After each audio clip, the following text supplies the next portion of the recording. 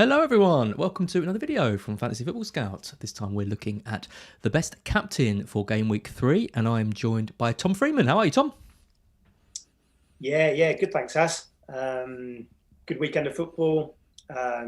West Ham, pretty impressive last night, didn't they? And I'm sure that's going to have an impact on what we talk about today. Absolutely. I mean, it was already, well, I don't know if it's made it easier or harder because we're going to talk about quite a lot of stuff to the different players. I think this is the week where there seems to be quite a few different options that we were considering. So obviously Salah's got a difficult game playing Chelsea. Fernandes away at Wolves doesn't look too easy. Son's got a bit of a hamstring injury, we think. So is the Watford home game look perfect? But what we can do with that? And then you've got the likes of Antonio, Ben Rahman and other players. So I can't work out whether it's going to be a week where we see the captainship split a lot over different players or whether it's now just going to fall to Antonio because he's the one in form with the best fixture. What do you reckon? Yeah, I think in our Twitter bubble that we kind of sometimes live in, I think it might be limited to 2 or 3. But I think when you open it up to a lot of the more casual players and everything, I still think that, you'll see Fernandes and even Salah probably will be heavily backed in the hole as well. But it certainly feels like we're kind of zoning in on probably 3 options now. But I think, like you touched on, there is a lot of others which are at least worth talking about. Yep, absolutely. For everyone wondering where Joe is on holiday this week, so I am filling in for him on his normal slot on his captain video. Also, he won't be on the Scoutcast tonight. So if you're tuning into Scoutcast and expecting to see Joe, I'm afraid you won't. And Andy will be taking the reins of that. So I'll be watching with a keen eye to make sure he does all right and doesn't let everyone down, which I'm sure he won't, because he's very good. Anyway, moving on to captains. So firstly, let's just have a look at the fixtures for the week ahead. We've got Man City v Arsenal in the early kickoff. Aston Villa v Brentford, which looks a good game on paper for Ings and company. Brighton v Everton, tough game for us. Everton playing well. Newcastle v Southampton. Norwich v a very, very poor Leicester side who played last night. West Ham, the informed team, versus Crystal Palace. And a very tasty looking evening match of Liverpool v Chelsea. It's a good Saturday of fixtures, I have to say. And then on Sunday, it's Burnley v Leeds. Spurs versus Watford, and then we finish off the weekend with Wolves versus United. Like I said, it's a good-looking week, right? Some big games going on. It's great, actually. Yeah, I'm going to be at Villa Park on Saturday, and that game is sandwiched in between that really good Arsenal City game, and then the 5:30 as well looks pretty tasty. So it's a great day, isn't it? It is. So. And then Antonio, of course, in the 3 o'clock kickoff, I think, isn't it? Yeah, it is. So look before we dive into any stats or anything, looking at these fixtures, what would you say are the kind of what fixtures here immediately catch your eye? I think West Ham, obviously, a home game against Palace. They've started the season so well, haven't they, West Ham? They have. They struggled for a bit in the first half against Newcastle, and then second half looked like a different team. I do think they benefited a bit from the sending off last night, but they look fantastic. And Antonio specifically is someone, of course, who's going to be on a lot of people's kind of wish list this week if they don't own him. I think other fixtures. I think Villa against Brighton will be a tougher match than first anticipated. Man City always do well against Arsenal, don't they? I mean, that could be a real problem for Arteta. I mean, coming out of the results he's had, going straight into Man City away, it's just that question of what team do Man City put out right now that Jesus has got this new role on the right. Does that spell trouble for Mahrez? Who's going to play up front? It's. You want to tap into it, but it's tricky. Yeah, it's exactly like last week we had this conversation, or I had this conversation with Joe, and it is who do you pick? I mean, we touched on Mahrez as probably being the best option, and of course then he was benched. Probably say Grealish looks like the most nailed, if you can say nailed with a player at City, but he probably looks the most likely to start. But it's a difficult one. But yeah, I mean, I feel for Arsenal a bit at the moment. I mean, they've got a lot of players out, haven't they? Important players as well. or in every position. So that does look like it could be a tough afternoon, doesn't it, for them? And the Tottenham game as well against Watford as well, another good fixture. That's the one to me, looking at this list, that stands out. Spurs being at home, playing Watford, who are quite poor against Brighton. Son would have been someone who I would definitely be considering bringing in. I think a lot of people had already kind of penciled in that transfer. And Spurs were poor against Wolves, were lucky to get the win. Son has been sort of complaining a little bit of feeling something in his hamstring, which is an area he's had problems with before. Still managed to play 70 minutes, but there's a bit of worry around that. And, then you've got someone like Dele Alli, took the penalty, taking it off Son as well. Dele Alli, I don't think, is a particularly strong option, just given how deep he was playing in that match. But it's funny how just a game, after game week 1, Son scores that goal and you think, Watford, this is going to be absolutely perfect. Another game week goes by and suddenly he's not as attractive as he was previously, maybe. Yeah, no, I think you're right. I think I said that Watford, who won in game week 1, they beat Villa. I think Villa made them look a better team than they actually are. That was my kind of impression coming out of that game. And I watched the Brighton game at the weekend, and I thought they looked pretty flat. I think Sarr carried a little bit of threat on the counter, but Brighton was superb. So that bodes well for Tottenham this weekend. I mean, obviously we've got the fitness issue, which you touched on with Son then. So at the weekend, he was named in the starting lineup, and he came off prematurely in the warm-up before the game. Yeah. He reappeared, and I think he had a bit of strapping on, but he reappeared and he made 72 minutes before he was replaced by Kane. And then there were some quotes after the game. Somebody said he was walking off the pitch gingerly, I think was the words. Nuno was questioned on it after the game, and he said he needed a bit of an update on it, basically. I think he was caught off guard a little bit with it. And the good thing is that they do have a Europa match on Thursday, I suppose. So we might get news around about that time of how Son is looking. In an ideal world, I suppose he would be rested for that one and then ready for the weekend. But they need to get a result from that one, don't they? So we might see Kane starting. We might see Son if he is fit on the bench. So he will become an option if he's confirmed fit. But if there's an element of doubt around it, it's very risky, isn't it? I don't know about you. I'm getting deja vu from last season when Mourinho said, "Oh no, Son's going to be out for 2 weeks with a hamstring problem," and then what he got. Double-digit haul against United, and loads of people had sold him. Hopefully we'll get some clues, won't we? I mean, losing penalties is a blow. There's no other way around it. I was expecting him to step up at the weekend, and because you've got him, you've got him in place already. Yeah, and well, I was doing the game live for Scout, and Ali got brought down for the penalty, and you're kind of thinking, yeah, here we go. And then he kind of steps up, and it sounds like he is going to be the designated penalty taker, at least when Kane isn't on the pitch, because that kind of further clouds it, doesn't it? You've got to think he'll be on them if once he's back in the team. So that is a bit of a blow. Wolves, I think they've looked all right in the first couple of games. Yeah. I think only Liverpool have had more shots than Wolves over the first 2 matches. Better defensively than I thought they were going to be, and looking good going forward as well. So yeah, I didn't expect to see them in a back three, and they've kind of continued.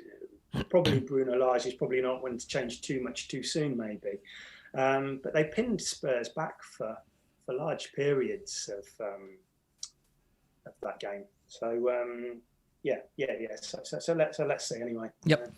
Right, let's have a look at some player stats. So all of these stats are obviously from Fantasy Football Scout, the members area. There's some great sort of public tables on there so you can see this. So if you're interested, head over there, sign up, become a member, and you can create your own tables and look at some of these stats. All I've done here is I've just grabbed the top 10 players for expected goal involvement over the first 2 game weeks. And look who's number 1. It's Antonio with 2.72. He's 3 goals, 2 assists. He's on course for the Golden Boot, along with Fernandes at the moment. His expected assists is decent, but his expected goals is the highest in the league. Next, you've got Calvert-Lewin, 2.38 expected goal involvement. Traore is right up there. I mean, his stats are absolutely outrageous. If you look at some of his numbers of touches in the box and shots and things, he's going to hit a 20-point haul, I reckon, at some point. But it might be in about 10 weeks when, when you've had to put up with all his ones and twos. What do you make of Traore, though? I know that he's probably not, we are doing a captain's video. He's probably not ready for that, but he's been exciting, right? Yeah, I mean, we just touched on it then. Wolves are taking a lot of shots. I do think the fact that they were down in both of the games quite early on, probably that invariably leads to more shots when you're chasing a game. But yeah, I've been pretty encouraged by Wolves. I mean, we'll get onto it when we talk about Fernandes, obviously up against them this weekend. So, but yeah, I mean, Traore, I always treat him as a bit of a Saint Maximin type player, where it's just that end product, which I struggle with a little bit. But a little bit. Maybe that was an understatement. He has got absolutely none whatsoever. It's. I mean, the thing is, if he had end product, he'd probably be the best player in the world. So it's probably only fair that he has a slight weakness to his game. I do think Jimenez coming back in, they always seem to be a partnership which did link up very well. So that'll be interesting to see how that progresses. Although I think he has been playing on the other side under Bruno Lage. I think he has been on the left rather than on the right. So that will encourage more shots, as I guess, as he's cutting into a stronger foot. But yeah, and that's going to be interesting to see how it pans out with Wolves. Yep. Some of the players on here. So Mount's on here, fourth on the list, which is really high for him. Making good in his stats from last season, where he had one of the highest chances created in the league. And then we've got Lukaku, so one game for Lukaku, and he's already fifth on the list for expected goal involvement. Played against Arsenal, described his own performance as dominant, which I thought was an excellent way to sum up, and completely accurate as well. So tough fixtures to come, but he's going to be someone who we're going to be talking a lot about on these Captaincy videos for sure. Interestingly, Mane's next, so he's had a price drop, but his expected goal involvement is higher than Salah's, for example. Salah isn't even in the top 10 of this list for expected goal involvement. So Mane's sort of doing nicely. Then you've got Callum Wilson, good game against Southampton. Pogba's up there with his 4 assists in Gameweek 1 and assist again. And then Trent and then Bruno. So Bruno just making it into the top 10. So in terms of captaincy options from this list, I think we're looking at players like Antonio, possibly Calvert-Lewin, Lukaku, Bruno, maybe Callum Wilson as a bit of a punt, but they're the kind of the main options. I mean, some of the ones that are missing, for example, are Son's not on the list, Salah's not on this list at the top 10. Players like Ben Rama on this list as well. So what do you reckon about this list then? I mean, Antonio's top. It's looking pretty good for him, right? Yeah, I think so. He feels very involved, doesn't he? He feels a bit more involved in the games than Ben Rama, as he's the focal point. That's not to say Ben Rama's not doing as well. I just would feel a bit more confidence backing him over Ben Rama, and I think I'd be happy with whatever points Ben Rama whatever points come your way. But I think he looks a good option. I mean, Palace have only given up one big chance over their first 2 games against Chelsea and Brentford, which is impressive. I think they gave up 14 shots against Brentford at the weekend, but in terms of good quality chances, they're actually doing okay. Something which I did notice from the weekend is that Tony had a couple of opportunities from corners. That is obviously a key way that David Moyes sets his teams up. It is based on a lot of crosses into the box. So that's something which, players like Soucek and Dawson, but Antonio as well, they may benefit from kind of balls from the wide areas into the box. So I think that stands in good stead for Antonio. Home advantage, again, we've still got to talk about it. I mean, the crowd was absolutely rocking last night, wasn't it, at the London Stadium? So that's another important factor. I think Antonio's in the conversation. I'll definitely put him amongst the top 3 options at the moment. Yep, absolutely. We might have Ben Foster in the chat. It's either an impersonator of Ben Foster or it's the actual Ben Foster. If that is you, Ben, hi. If it's an impersonator, I guess also high, but less high than if you were actually. Yeah, we don't want to captain Tottenham assets this weekend, do we? No, absolutely not. No, especially not if Ben's in goal. Asking about Iheanacho. Yeah, we'll touch on Leicester in a bit, I think. Yeah, because I have to say, I was looking at Harvey Barnes myself to be, as a potential captain option, and he was so poor in that match that it's put me off. It's put me off that. Ben's impersonator is asking about Iheanacho, who I think is probably going to start against Norwich, and that I think means no room for Barnes. Yes, that would make sense, wouldn't it? If they switch to a 3-5-2, you'd expect Vardy to continue up top, and you'd expect him to be paired with one of Iheanacho or Daka, probably Iheanacho. So yeah, I mean, it feels like a good fixture, doesn't it? But it's hard to get too excited about it, given the way they've played over the first couple of games. And again, I don't know anybody really owns Vardy at the moment. You know, he would probably be the most nailed option in that front line. And you're not gonna risk it with Barnes or an Iheanacho in terms of captaincy. I don't think that would be, unless Rodgers gives us a hint in the press conference. So yeah, a good fixture. It's just unfortunate, you know, the timing of where we're at in terms of their setup and what we know. If this fixture had been in game week 36 last year, we would be playing toward the end. It's just all a bit up in the air at the moment, isn't it? I mean, somebody we haven't spoken about, Fernandes. What do you think about him, As? Yeah, well, I've got some more stats on him in a bit. I mean, I captained him this week. I was one of the only ones. One of the only ones I think that, you know, out of our little Twitter circle that went for him. And after Salah blanked, I was quite confident, but it all went wrong after that. But yeah, I've got some stats on Fernandes. We'll do that later. Yeah, we'll come on to that. But nice teaser into it. Just have a bit of look at some team data. So Joe likes to look at who he thinks are like the whipping boys. Obviously, it's hard to know after just 2 game weeks. But at the moment, the whipping boys are Newcastle and Arsenal. So 7 big chances conceded each. You know, so Man City, for example, are a team that, you know, it would be great to be. I'd definitely be considering. You know, if we knew Mahrez was going to start, if we knew Torres was going to start, Grealish is a consideration for me, but haven't been too impressed with the threat that he's shown yet. Other players, other teams that are doing quite poorly is Burnley. There, Norwich. Are right up there. Southampton with 6. So all those teams have had 6 big chances created. Again, it's hard to kind of take a lot from this kind of stuff.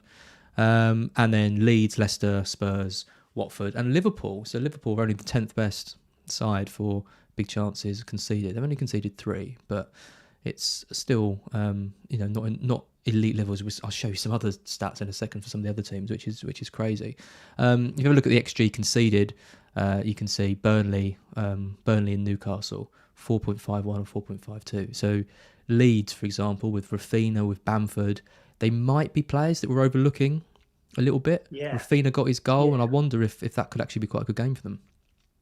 Yeah, I think so. I mean, we spent a bit of this time last week talking about Burnley's left-hand side and how we thought Salah would be a good match for it, and Rafinha will be replicating that kind of position and attacking that side at the weekend. I think Rafinha's, if you've got him, I don't know whether he's a captaincy option, but I think he's a very good player to own this week. A lot of people probably won't touch him because of this possible game week, you know, 4 or 5, possibly having to quarantine after the international. So I don't think people will be actively looking to bring him in. So he could turn out to be a nice little pick this week, and a good matchup as well. I think. I'm pretty sure they beat Burnley 4-0 away towards the end of last year, didn't they? They looked pretty good against them. So yeah, Rafinha, not a bad shout. Well, the other thing here is Burnley. I mean, with 13 headed goal attempts conceded, is the highest in the league.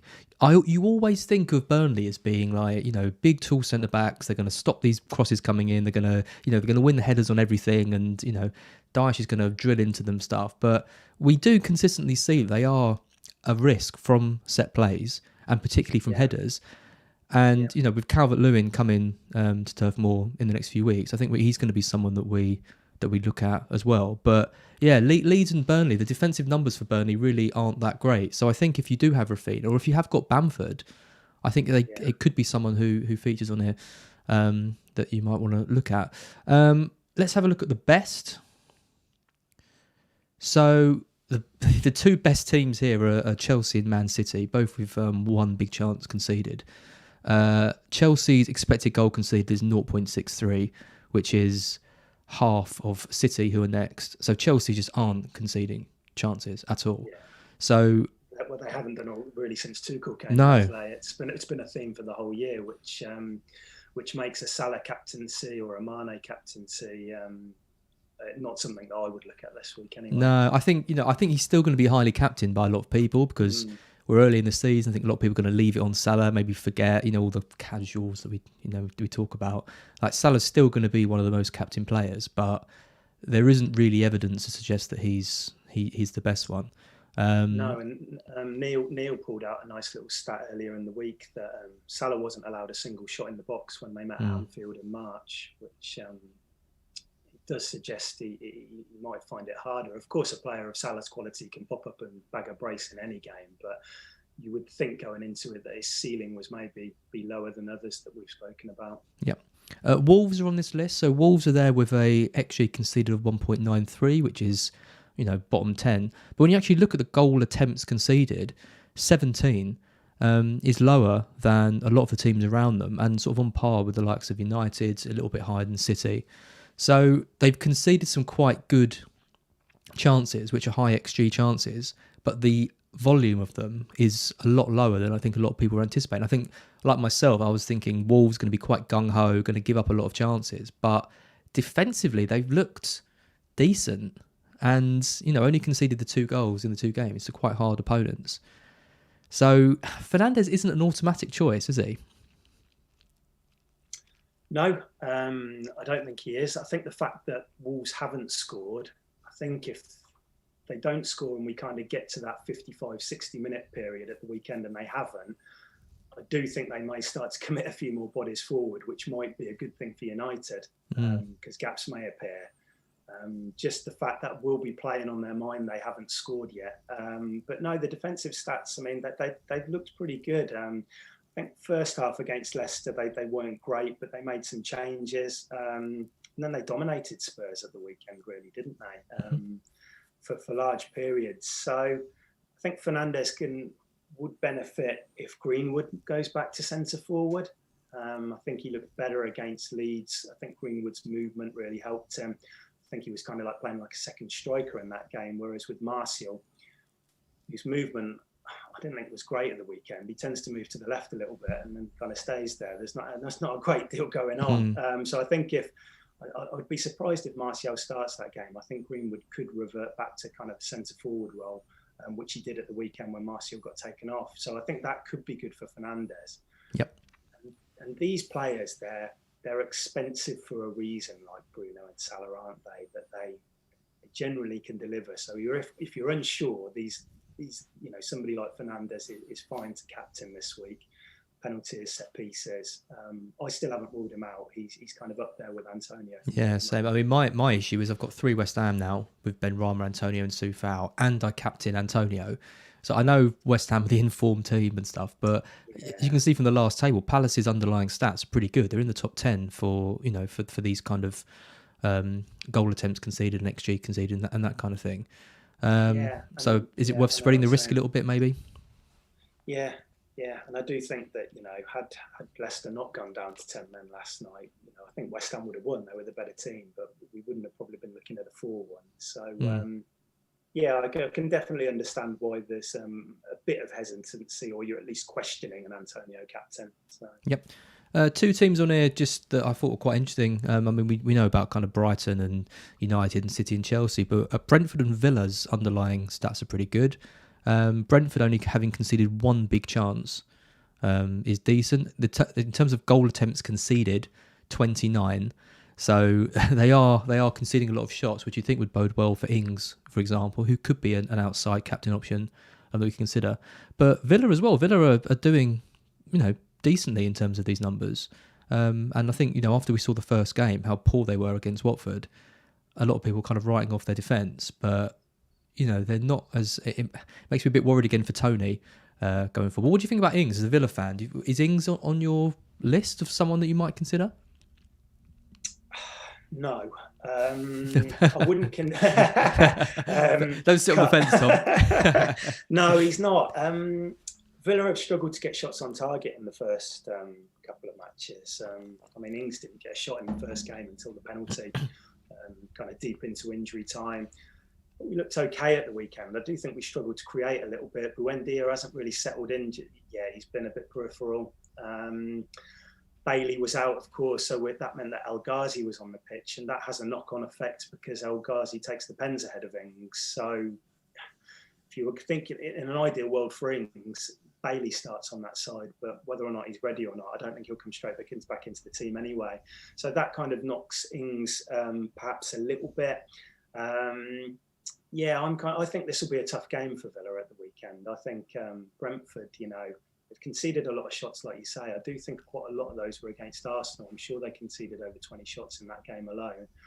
Palace aren't going to offer a great deal of threat who they played against at the weekend. But I think for Villa, owners of Villa players, again, I'll probably be happy just owning this week rather than going for the captaincy. Watkins might be back as well. Will that affect the shape? Not sure. But I mean, somebody I would not somebody I'd consider. No, I mean Brentford have been. I thought they'd be a team that came up maybe a bit like Leeds were last season. Going to be quite open, be quite exciting to watch. But you probably want to be targeting captains against them. But I haven't really seen anything to make me think that Ings is the best option. I think he's someone to consider, but Villa have been a bit suspicious. I mean, he scores an overhead kick, which is absolutely incredible, but in some ways you want him to be scoring tap-ins and those kind of quite easy chances. You want him to be creating. Which we haven't. Exactly. Yeah, exactly. Which we haven't been creating, have we, so far? I mean, the goal was interesting at the weekend because we've got a new set-piece coach and it looked like it was when you brought it off the training ground because Cash, he's got a long throw, but we didn't really utilise it last year. And then Mings obviously flicked it on and Ings was there. That might be something we see again. Defensively, Wilson had that kind of clean through against Newcastle at the weekend, didn't he? When Martinez was fortunate to stay on the pitch. I think we will give up a couple of chances to, I don't mind owning Tony this weekend. But in terms of Ings prospects going forward, happy to own, not captain, I think, for me. There we go. So let's have a look at the three most sort of talked about players for the captaincy this week. So on Fantasy Scout, there's a poll which you can vote on for your captains this week. Normally there's a kind of a clear front runner, and Antonio is winning this week. Second and third are Fernandes and Son. So if we just have a look at the expected goal involvement, there's no contest. I mean, Antonio wins on pretty much every metric here except for expected assists. Expected goals is the highest by far. I mean, 2.45 compared to 0.81 and 0.33 for Son, which is really low.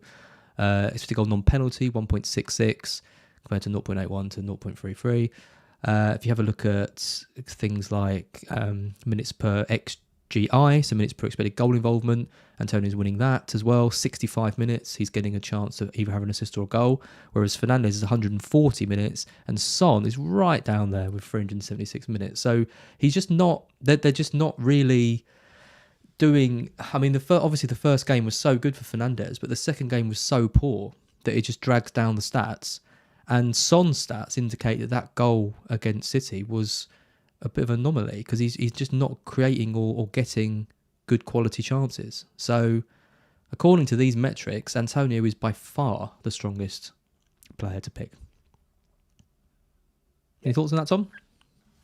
Yeah, no, I agree. From watching the games, West Ham look to have a real kind of spring in their step at the moment. Home game against Palace, fans in the stadium. Son, I would love to captain him, but we're going to need some kind of hint that he is ready later on in the week. Yeah, they've disappointed, I suppose, in terms of the amount of chances he's got in the first two games, but he has been playing City and a better Wolves than maybe we thought we would see. Watford, I would feel more comfortable, captaining him. Again, Kane will have an impact on that. Is he going to be back or not? So there's quite a few question marks over that. But I think if you were to ask me now who the best option was, I find it hard to kind of say anybody else but Antonio. Yeah, so if the deadline was tonight, you'd be going Antonio over Son, even though you own both. Well, yeah, at the moment, I would say it's probably one Antonio. Fernandes is kind of behind for me, but that may change by the end of the week. I need to look into that a little bit further. But Son is somebody who could kind of break that up, I suppose. But again, we're talking now early in the week, and there's a lot of kind of questions remain over it, and if he's going to be ready or not. So, yeah, I mean, I think the concern is that Palace just. It looks like Antonio is by far the favourite, but I mean, Palace have only conceded one big chance over 2 game weeks, and they've played Chelsea. okay, their expected goal conceded is low because they were good quality chances, but goal attempts in the box 13. That's not that high. Their stats aren't alarming, like to be like, oh my god, this is a team that we really need to target. They're not as Joe likes to say, a whipping boy. So I don't think it's a cert that Antonio is going to go into this game and haul. It's more to do with the fact that the other options have all got their kind of limitations. Yeah, it's an open week, isn't it? Yeah, I do think with Palace, I think might be something that we see over the season under Vieira. I think they're going to want to try and keep possession a little bit more of the ball. I don't think they're going to commit too many forward. And so that does suggest that we could have these kind of games which just kind of peter out a little bit.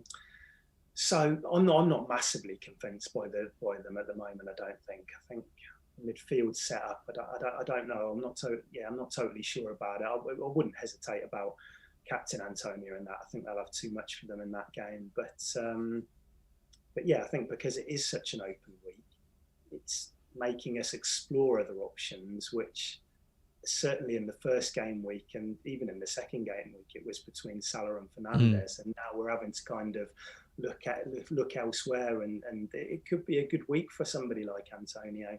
Absolutely. And I think, game week 1, we always think, game week 3 is going to be easy. It's either going to be Fernandes away to Wolves, they've got this attacking manager in, or it's going to be Son at home to Watford, blah, blah, blah.